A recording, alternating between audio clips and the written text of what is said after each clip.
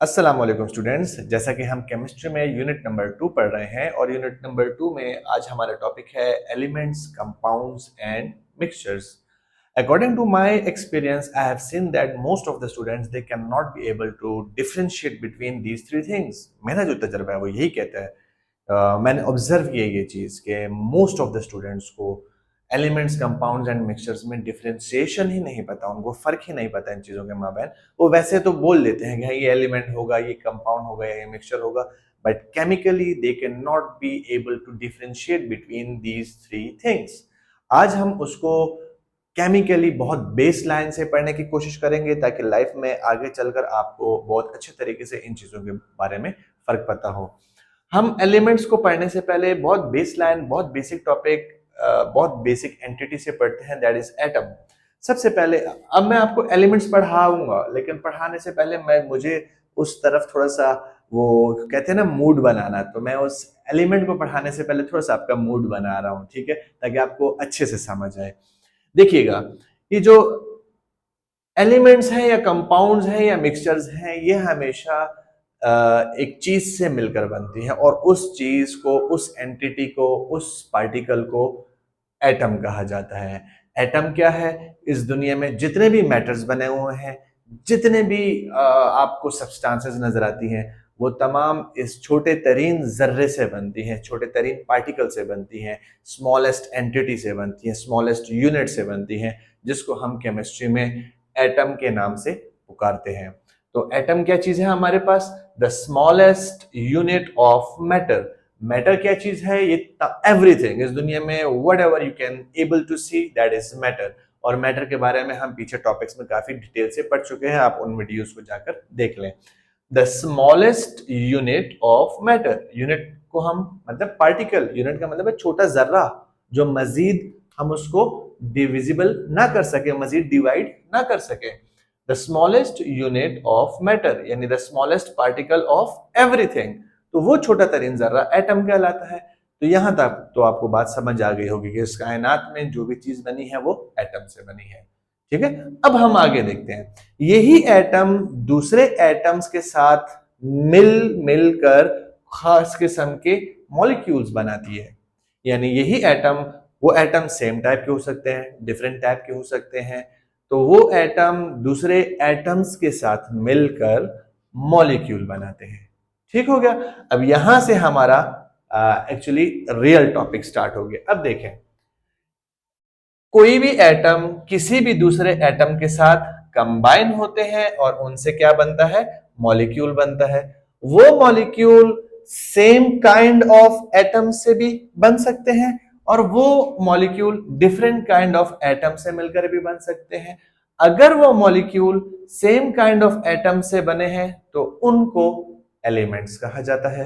अगर वो molecule different kind of atom से मिलकर बने हैं तो उनको कंपाउंड्स कहा जाता है। ये सिर्फ एक इंट्रो था। तो इस दुनिया में जो भी चीज बनी है वो एटम से मिलकर बनी है। एक एटम दूसरे एटम के साथ मिलकर मॉलिक्यूल बनाता है। वो अगर वो एटम एक ही किस्म के मिलकर बने हैं तो वो मॉलिक्यूल एलिमेंट कहलाएगा। अगर वो एटम्स डिफरेंट किस्म के एटम्स है और वो मिलकर मॉलिक्यूल बनाते हैं तो उसको कंपाउंड्स कहेंगे। ठीक है। अब हम एलिमेंट्स को जरा डिटेल से पढ़ते हैं। एलिमेंट्स दो तीन तरीकों से हम इसको डिस्क्राइब कर सकते हैं। मैंने दो तीन डेफिनेशंस लिखी हैं, आपको इसमें से जो समझ आए, जो अच्छा लगे, पेपर में चिपका दें, फुल मार्क्स मिलेंगे। ठीक है। तो पहली डेफिनेशन जो जिस तरीके से हम इसको डिफाइन कर पाएंगे, हम कहेंगे कि a substance consisting of atoms with the same number of protons. कोई भी ऐसा सब्सटेंस जो एटम से बना हो और उसमें एटम सब एक ही किस्म के हों, एक ही जैसे हों। मिसाल के तौर पर मेरे पास एक बैलून है और उस बैलून में मैं हाइड्रोजन एटम्स भरे हुए हैं, तो वो पूरा मेरे पास एक एलिमेंट कहलाएगा। यानी उसमें मेरे पास हाइड्रोजन के अलावा और किसी किस्म के एटम्स नहीं होंगे और उनका एटॉमिक नंबर भी सेम होगा। जाहिर बात है कि अगर हाइड्रोजन ही भरे हुए हैं तो सबका एटॉमिक नंबर सेम होगा। तो ऐसा सब्सटेंस जिसमें एटम्स तो पाए जाएं लेकिन ऐसे एटम्स जिनका एटॉमिक नंबर सेम हो। यानी दूसरे अल्फाज में मैं ये कहना चाह रहा हूं कि ऐसा सब्सटेंस जिसमें सेम काइंड ऑफ एटम्स पाए जाएं, ये एलिमेंट कहलाता है। First definition. अब second, a substance which is made up of only one kind of atom. ऐसा सब्सटेंस जो सिर्फ एक ही किस्म के एटम्स से मिलकर बना हो। आप समझ ले सिलेंडर है और उस सिलेंडर में मैं ऑक्सीजन गैस भर लेता हूं, ठीक है, जस्ट ऑक्सीजन, और उसके अलावा उसमें और कोई चीज नहीं है, ना उसमें कोई और हाइड्रोजन है, ना उसमें नियॉन गैस है या जीनॉन है, नथिंग, जस्ट ऑक्सीजन है। तो अगर एक ऐसा सब्सटेंस जिसमें only one kind of atom पाए जाएं तो वो भी मुझे एलिमेंट कहलाएगा, वो भी एलिमेंट कहलाएगा। तीसरा है element is a single atom. Element single atom भी हो सकता है और a group of same type of atom, या ग्रुप भी हो सकता है लेकिन सेम काइंड का। अच्छा, अब ये बड़े मजे की, ये मुझे ये बहुत अच्छा लगता है, ये थर्ड वन, कि एलिमेंट अकेला एक एटम भी हो सकता है और एलिमेंट उसी एटम्स जैसे एटम्स का ग्रुप भी हो सकता है, सेम काइंड का, ठीक है। ऐसे एलिमेंट्स जो कि सिर्फ सिंगल एटम पर कंसिस्ट करें, अकेले पाए जाएं, तो वो एलिमेंट्स मोनो एटॉमिक एलिमेंट्स कहलाएंगे। लेकिन चंद गैसेस ऐसे होते हैं, जिस तरह हाइड्रोजन हो गया, नाइट्रोजन हो गया, ऑक्सीजन हो गया, ये कभी भी अकेला नहीं पाए जाते। मतलब अगर मैं खाली H लिख दूं तो कभी भी हाइड्रोजन H की फॉर्म में अकेला आपको नहीं मिलेगा, वो हमेशा H2 की फॉर्म में मिलेगा। यानी वो डाई डाई कहते हैं दो, वो डाई एटॉमिक एलिमेंट के तौर पर पाया जाता है, ठीक है। मेटल्स हो गए और नोबल गैसेस हो गए, ये मोनो एटॉमिक एलिमेंट्स हैं। मोनो एटॉमिक एलिमेंट्स वो एलिमेंट्स होते हैं जो कि एक एटम के तौर पर नेचर में इंडिपेंडेंटली एग्जिस्ट करते हैं, ठीक है। और कुछ होते हैं डाई एटॉमिक एलिमेंट्स, यानी ऐसे एलिमेंट्स जो कि अकेले एग्जिस्ट नहीं करते, अपना ही जोड़ा बना के एग्जिस्ट करते हैं और अपने जैसे एटम के साथ। यानी ऑक्सीजन है तो ऑक्सीजन कभी भी खाली O की फॉर्म में आपको नहीं मिलेगा, बल्कि O2 की फॉर्म में मिलेगा। क्यों? दो एटम्स की फॉर्म में मिलेगा, अपने जैसे ही एटम के साथ या अपने ही एटम के साथ मिलकर एक डाई एटॉमिक एलिमेंट के फॉर्म पे आपको मिलेगा। तो ये भी मेरे पास एलिमेंट है, ये भी एलिमेंट है। ये यहां पे लिखा ना कि element is a single atom, तो एलिमेंट सिंगल एटम भी हो सकता है और a group of same type of atom, और ग्रुप सेम टाइप के एटम्स का भी हो सकता है, ठीक हो गया। ये हो गई एलिमेंट के बारे में। चंद एग्जांपल्स मैं आपको एलिमेंट के बारे में और देता हूं, मजीद क्लियर हो जाएगा। तो जैसा हम एलिमेंट्स पढ़ रहे थे, अब मैंने कुछ एलिमेंट्स के बारे में मजीद एक्सप्लेनेशन आपको देनी थी। वो ये थी कि हमने पढ़ा कि एलिमेंट्स सेम टाइप के एटम्स की कॉम्बिनेशन को कहा जाता है। अब वो एटम्स की जो कॉम्बिनेशन है वो डिपेंड करती है कि वो मोनो एटॉमिक एलिमेंट्स हैं या डाई एटॉमिक एलिमेंट्स हैं। ये मोनो और डाई वाला क्या सीन है, इसके बारे में थोड़ा मैं आपको बताता हूँ। देखें, इस दुनिया में चंद एटम्स ऐसे हैं जो अकेले एग्जिस्ट करते हैं, यानी जिसमें मोस्टली नोबल गैसेस हैं या मेटल्स हैं। ये अकेले तनो तनहा वन मैन आर्मी की तरह अकेले एग्जिस्ट करते हैं, इस नेचर में फ्रीली एग्जिस्ट करते हैं। तो अगर ऐसे एटम्स जो फ्रीली एग्जिस्ट करें उनको मोनो एटॉमिक कहा जाता है, ठीक हो गया। अच्छा, मोनो एटॉमिक एलिमेंट्स। अब मोनो का मतलब होता है वन। ऐसे एलिमेंट्स या ऐसे एटम्स जो अकेले इंडिपेंडेंटली नेचर में एग्जिस्ट कर पाए उनको मोनो एटॉमिक एलिमेंट्स कहा जाता है, जिसकी एग्जांपल हमारे पास नोबल गैसेस हैं और मेटल्स हैं। अब देखिए कि नियॉन एक नोबल गैस है और नियॉन का सिंबल Ne है, राइट। अब ये नेचर में इसी फॉर्म में एग्जिस्ट करता है। इसी तरह हीलियम He इसी तरह नेचर में एग्जिस्ट कर पाता है अकेला। इसी तरह जीनॉन है Xe, इसी तरह ये नेचर में एग्जिस्ट कर पाता है। ये तो हो गए नोबल गैसेस के एग्जांपल्स। अगर हम मेटल्स के बारे में बात करें तो आयरन Fe के फॉर्म में, गोल्डन कह रहा हूं, गोल्ड Au के फॉर्म में एग्जिस्ट करता है और सिल्वर Ag के फॉर्म में एग्जिस्ट कर पाता है। तो अगर सेम टाइप के एटम्स किसी भी सब्सटेंस में रिपीटेटिवली एक जगह पर कंबाइन हो तो उस टाइप के एटम्स के कॉम्बिनेशन को एलिमेंट कहा जाता है, और अगर वो नोबल गैसेस या मेटल्स के एटम्स के कॉम्बिनेशन है तो वो मोनोएटॉमिक एलिमेंट्स कहलाते हैं। ठीक हो गया। इसी तरह अगर हम आते हैं डाई एटॉमिक की तरफ, तो डाई का मतलब होता है टू, यानी नेचर में कुछ एटम्स ऐसे होते हैं जो अकेले नहीं एग्जिस्ट कर पाते, वो हमेशा अपने ही एटम के साथ एक जोड़ा बना के रखते हैं। ठीक है, जिसमें हमारे पास गैसेस हैं, जैसे डायटोमिक में कुछ हमारे पास गैसेस है, ऑक्सीजन। अब ऑक्सीजन कभी भी अकेला O आपको कहीं नहीं मिलेगा, एग्जिस्ट ही नहीं करता, वो हमेशा O2 के फॉर्म में आपको मिलेगा। इसी तरह नाइट्रोजन हमेशा N2 की फॉर्म में मिलेगा, हाइड्रोजन हमेशा H2 की फॉर्म में आपको मिलेगा। यानी मेरे पास एक बैलून है, गुब्बारा है, और मैं उसमें ऑक्सीजन गैस भरी हुई है मैंने, तो अगर मैं उस बैलून में से कोई एक एटम निकालना चाहूं तो एटम कभी भी O की फॉर्म में मुझे नहीं मिलेगा, मुझे हमेशा डाई एटॉमिक फॉर्म में मिलेगा। क्यों? क्योंकि ऑक्सीजन अकेला एग्जिस्ट नहीं करता। ठीक हो गया।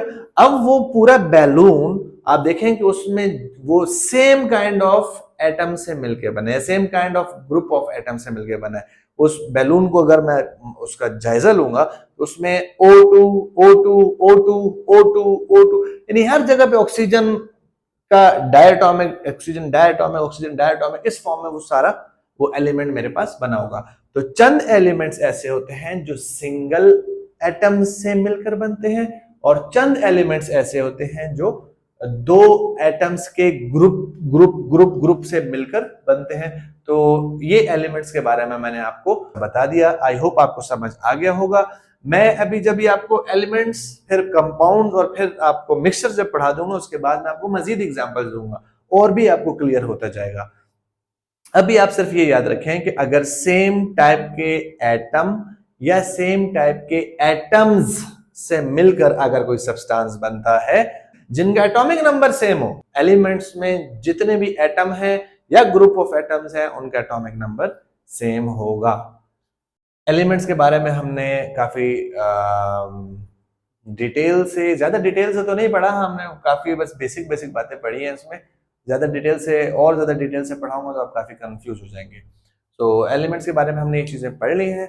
मैं थोड़ा सा साइड हो जाता हूँ। एक वीडियो में किसी बच्चे ने कमेंट किया था कि सर आप काइंडली थोड़ा सा साइड हो जाकर ताकि हम मोबाइल से उससे स्क्रीनशॉट ले लें, तो मैं इसलिए थोड़ा साइड पे हो गया हूँ कि अब जिसने स्क्रीनशॉट लेना है वो ले ले। ठीक हो गया। तो आई होप कि आपको काफी समझ आ गया होगा। स्टिल समझ नहीं आया, आप मुझे कमेंट कर सकते हैं, मैं आपको मजीद इससे भी 10 गुना ज्यादा अच्छे तरीके से समझाने की कोशिश करूंगा। मुझे आपको समझाने के लिए 1000 तरीके मेरे पास हैं आपको समझाने के लिए, आपने उनमें से सिर्फ एक चूज करना जिससे आपको अच्छा समझ आए। ठीक हो गया जी स्टूडेंट्स। अब हमारा नेक्स्ट टॉपिक है कंपाउंड्स। कंपाउंड्स के बारे में भी 2 3 4 डेफिनेशंस मैंने लिख लिए हैं, आपको उनमें से जो भी इजीली समझ आता है आप उसको नोट कर लें, जो आपको आसानी से आपके दिमाग में बैठ जाता है आप उसको ले लें, एग्जाम में लिख लें, फुल मार्क्स आपको मिलेंगे। ठीक है। कंपाउंड्स के बारे में पढ़ते हैं कि a substance consisting of atoms with different number of protons. याद रखिएगा एलिमेंट्स में हमने पढ़ा था सेम नंबर ऑफ प्रोटॉन्स, अब ये इसमें है with different number of protons. ठीक है। ऐसा कोई भी सब्सटेंस जो कि मुख्तलिफ किस्म के नंबर ऑफ प्रोटॉन्स से मिलकर बना हो, यानी उसमें ऑक्सीजन भी हो, हाइड्रोजन भी हो, अब ये अलग अलग किस्म के एटॉमिक नंबर्स हैं। ठीक है, अलग अलग किस्म के प्रोटॉन नंबर्स हैं। तो ऐसा सब्सटेंस जो कि मुख्तलिफ नंबर ऑफ प्रोटॉन से मिलकर बना हो वो कंपाउंड कहलाता है। ये पहली डेफिनेशन। दूसरी डेफिनेशन आप बोल सकते हैं a substance which is made up of more than one kind of atoms। ऐसा सब्सटेंस जो कि मोर देन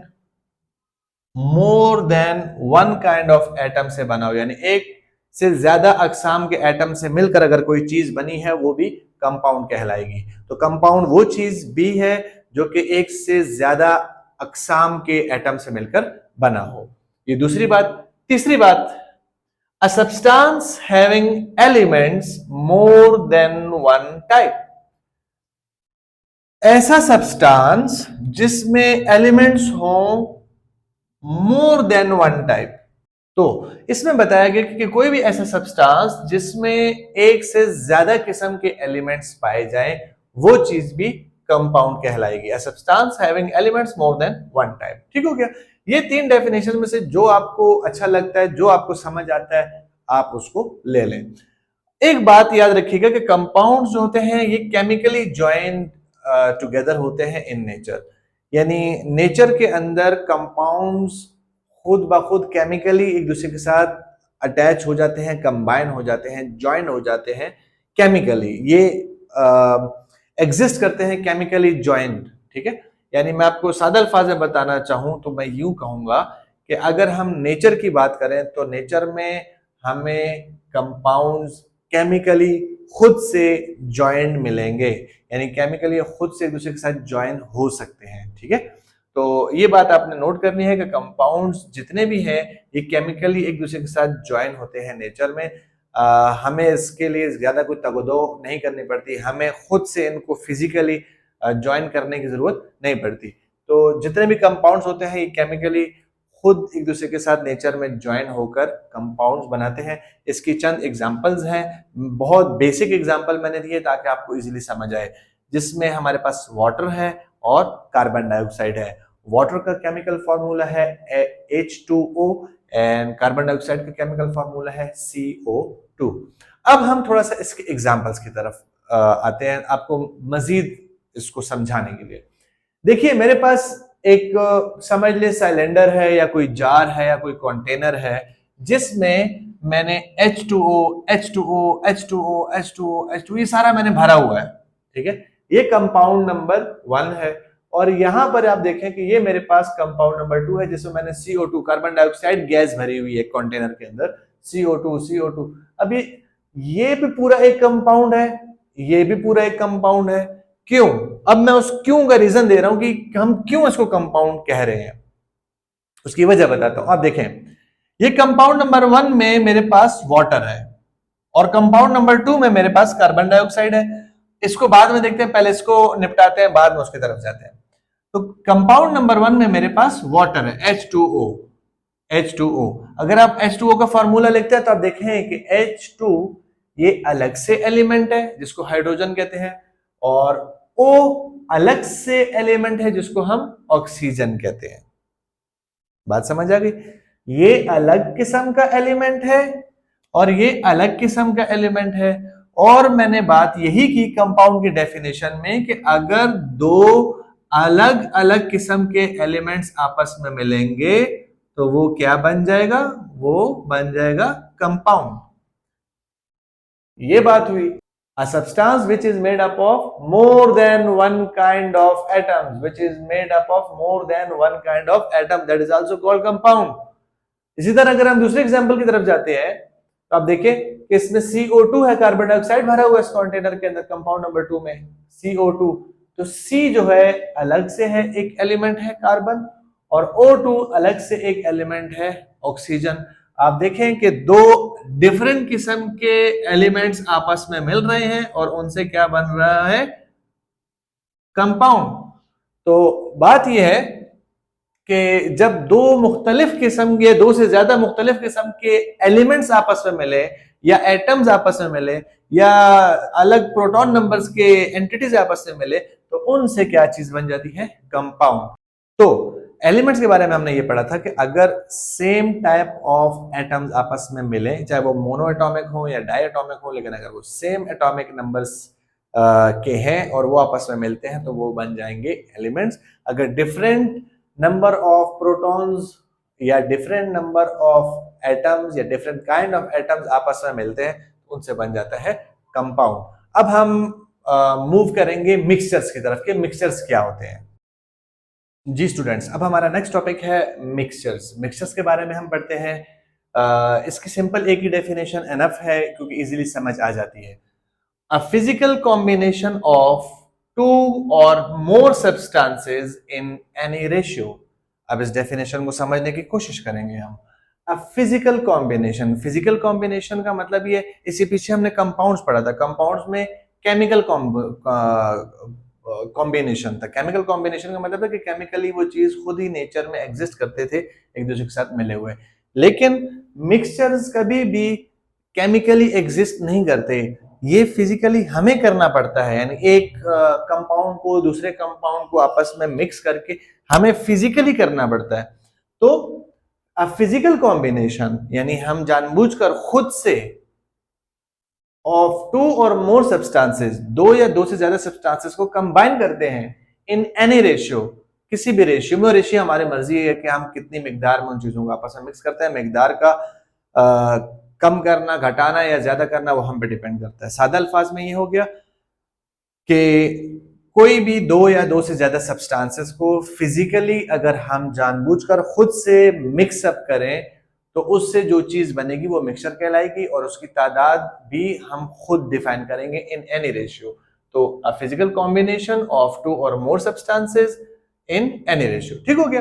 अब इसमें नोट करने वाली बात यह है कि mixtures are not chemically joint together. Mixtures कभी भी केमिकली खुद नेचर में एग्जिस्ट नहीं करते केमिकली कंबाइंड फॉर्म में। इसीलिए जो पीछे हमने इससे पहले कंपाउंड्स पढ़ा था, कंपाउंड्स केमिकली ज्वाइंट होते थे, लेकिन मिक्सचर्स केमिकली ज्वाइंट नहीं होते, क्योंकि हमने ऊपर पढ़ा है कि वो फिजिकल कॉम्बिनेशन है और फिजिकली हमें ज्वाइंट करना पड़ता है। They are physically joint. तो जो मिक्सचर्स हैं ये केमिकली ज्वाइंट नहीं होते बल्कि फिजिकली ज्वाइंट होते हैं। ठीक हो गया। इसके चंद एग्जांपल्स हम देख लेते हैं। सॉल्ट इन वाटर और ऑयल इन वाटर। सॉल्ट मतलब नमक। नमक अगर हम पानी में मिक्स कर लेते हैं या ऑयल पानी में मिक्स कर लेते हैं तो इनसे जो भी चीजें बनती हैं वो मिक्सचर कहलाती हैं। अब ये नेचुरल उर्दू की वजह से बीइंग पठान मुझे उर्दू बोलने में बड़ा मसला होता है। तो क्या बात कर रहा था कि नेचुरली पानी में ये सॉल्ट, टेबल सॉल्ट नहीं होता, या नेचुरली आप पानी में देखें कहीं पर भी आपको ऑयल नहीं मिलेगा, हमें खुद से करना पड़ता है। ठीक है।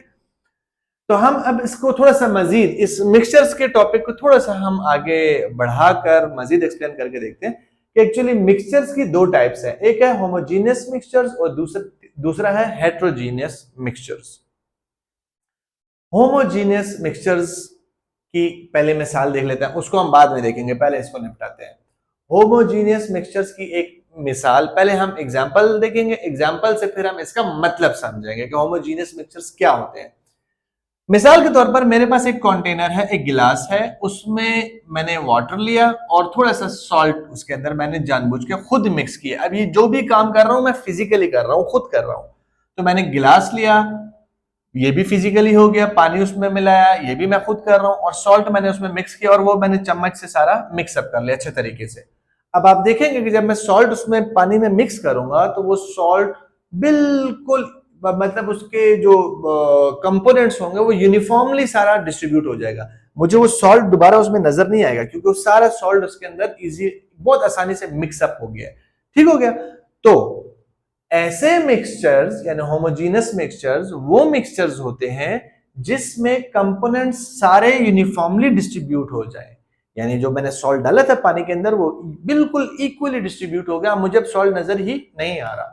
तो कंपोनेंट्स यूनिफॉर्मली डिस्ट्रीब्यूट हो जाए और you can not see the components with naked eye. और मैं अब वो कंपोनेंट्स जो थे, जो सॉल्ट और वाटर, उसको मैं खुली आंख से देख भी नहीं पा रहा क्योंकि वो सॉल्ट के जो कंपोनेंट थे उसके अंदर सारे गायब हो गए, मिक्स हो गए। तो ऐसे कंपोनेंट्स जो यूनिफॉर्मली डिस्ट्रीब्यूटेड हो और जिसके कंपोनेंट्स मैं अपनी खुली आंख से ना देख पाऊं वो कहलाते हैं होमोजीनियस मिक्सचर्स। Homogeneous mixtures. और ये होमोजीनियस मिक्सचर्स को हम सादा अल्फाज में सॉल्यूशंस भी कहते हैं। ये सॉल्यूशंस क्या होते हैं, सॉल्यूशंस के कितनी टाइप्स हैं, इसके बाद वो एक टॉपिक है हमारा, इसी चैप्टर में एक टॉपिक है, बड़ा डिटेल से तसल्ली के साथ मैं आपको वो भी पढ़ाऊंगा। तो आई होप के मिक्सचर्स में जो होमोजीनियस मिक्सचर्स हैं ये आपको क्लियर हो गए होंगे। अब आते हैं हेट्रोजीनियस मिक्सचर्स के बारे में कि हेट्रोजीनियस मिक्सचर्स क्या होते हैं। एक मिसाल से समझाता हूं। मैंने एक कंटेनर लिया, एक गिलास लिया, उसमें मैंने पहले पानी भरा फिजिकली, उसके बाद मैंने उसमें ऑयल, उतनी ही मिकदार में मैंने ऑयल भर दिया। ठीक है, इन एनी रेशियो, मेरी मर्जी के कितना ऑयल। अब मैंने उनको मिक्स किया। मिक्स करने के बावजूद मैं देखूंगा कि ऊपर की जो लेयर है वो सारी ऑयल की होगी और नीचे की जो लेयर होगी वो वाटर की होगी। ये दोनों कभी भी आपस में मिक्स नहीं होते due to difference of polarities and densities. Oil की पोलैरिटी और डेंसिटी अलग है, वाटर की अलग है, तो अलग अलग पोलैरिटी वाले और डेंसिटी वाली चीजें कभी आपस में मिक्स नहीं होती। तो हेट्रोजीनियस मिक्सचर्स, मुझे इस एग्जांपल से क्या समझ आया कि हेट्रोजीनियस मिक्सचर्स वो मिक्सचर्स होते हैं जिसमें कंपोनेंट्स अच्छे तरीके से मिक्स्ड नहीं होते, components are not mixed well. इसमें जो कंपोनेंट्स थे ये दो, ऑयल और वाटर, ये अच्छे तरीके से मिक्सअप नहीं हुए।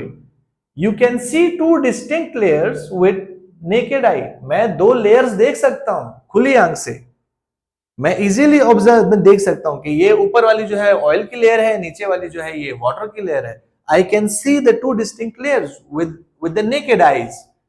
तो ऐसा है मिक्सचर जिसमें मैं उसके कंपोनेंट्स अच्छे तरीके से मिक्सअप ना कर पाऊं और उनके लेयर्स को इजीली मैं देख पाऊं, तो वो कहलाता है हेट्रोजीनियस मिक्सचर। ठीक है, हेट्रोजीनियस मिक्सचर्स की को हम कोलॉइड्स भी कहते हैं और सस्पेंशंस भी कहते हैं।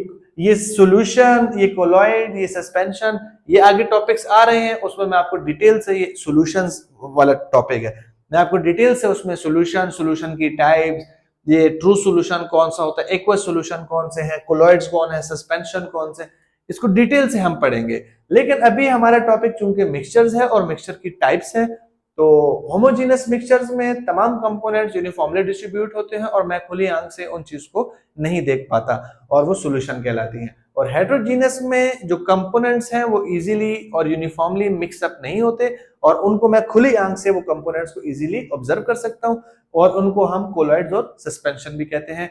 तो हमने सबसे पहले एलिमेंट्स पढ़ा, फिर कंपाउंड्स पढ़ा और अब मिक्सचर्स पढ़ा। आई होप सो कि आपको इन तीनों टॉपिक्स बहुत अच्छे तरीके से क्लियर हो गए होंगे। इनकी एग्जांपल्स मैंने आपको बताई, वो आपको अच्छे तरीके से आ गई होंगी। तो एक एग्जांपल और इधर लिखने की कोशिश करता हूं, उससे आपको एलिमेंट्स, कंपाउंड और मिक्सचर के बीच में और ज्यादा फर्क वाज़ेह हो जाएगा और आपको समझने में मजीद आसानी होगी। अब एग्जाम्पल आपको बताता हूं इन तीनों के बीच में डिफरेंस समझने के लिए। जी स्टूडेंट्स, अब कुछ मामूली से छोटे छोटे बिल्कुल सिंपल से कुछ एग्जांपल्स हैं जो मैं आपके साथ शेयर करना चाहता हूं। एलिमेंट्स के बारे में हमने पढ़ा कि ये सिंगल एटम होता है या group of same kind of atoms होते हैं। जिस तरह आप मिसाल के तौर पर आप देखें कि ये सिंगल काइंड ऑफ एटम्स मैंने बनाए हैं, तो अकेला एटम भी हो सकता है, ग्रुप ऑफ एटम्स भी हो सकते हैं, but all of them must be the same kind of atoms. ठीक है, सेम काइंड ऑफ एटम्स होंगे, इनके सबके एटॉमिक नंबर या प्रोटॉन नंबर सेम होंगे। ये एलिमेंट्स की बात हो गई। अगर हम बात करते हैं कंपाउंड्स की, तो कंपाउंड्स में हमने बात देखी कि more than one kind of atoms are joint together. तो एक से ज्यादा अकसाम के एटम्स जब आपस में ज्वाइन होते हैं तो उनको हम कंपाउंड्स कहते हैं। मिसाल के तौर पर आप देखें कि इसमें ये एक काइंड ऑफ एटम है, ये अनदर काइंड ऑफ एटम है, दे आर ज्वाइंट टुगेदर।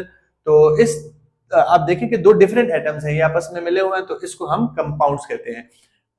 अब अगर हम मूव करते हैं मिक्सचर्स के तरफ, तो मिक्सचर्स में हमने ये चीज पढ़ी थी कि फिजिकल कॉम्बिनेशन, यानी हम जानबूझकर खुद दो या दो से ज्यादा सब्सटेंसेस को आपस में मिक्सअप करते हैं किसी भी रेशियो में। Physical combination of two or more substances in any ratio, जिसमें आप देखें कि दो या दो से ज्यादा किस्म के एटम्स हैं वो आपस में मिक्स हुए हैं, अलग अलग किस्म के एटम्स हैं और कुछ की मिकदार हमने ज्यादा रखी है, कहीं पर कम रखी है, कहीं पर ज्यादा है, कहीं पर कम है, कहीं पर कम है, कहीं पर ज्यादा। तो हम किसी भी रेशियो में जब दो या दो से ज्यादा सब्सटेंसेस को फिजिकली खुद उसको मिक्सअप करते हैं तो उस कॉम्बिनेशन को हम एक्चुअली क्या कहते हैं, मिक्सचर्स कहते हैं। वो बात की बात है कि वो होमोजीनियस मिक्सचर है, हेट्रोजीनियस मिक्सचर है। यहाँ पर सिर्फ हमने एक एग्जांपल आपको शो करना था, तो वो आप देख सकते। तो आई होप सो कि आपको ये टॉपिक बहुत अच्छे तरीके से समझ आ गया होगा। हमने इसको एटम से स्टार्ट करके एलिमेंट, कंपाउंड और मिक्सचर को डिटेल से पढ़ा, हमने इसके बीच में डिफरेंसेस पढ़ी, इनके एग्जांपल्स पढ़ी।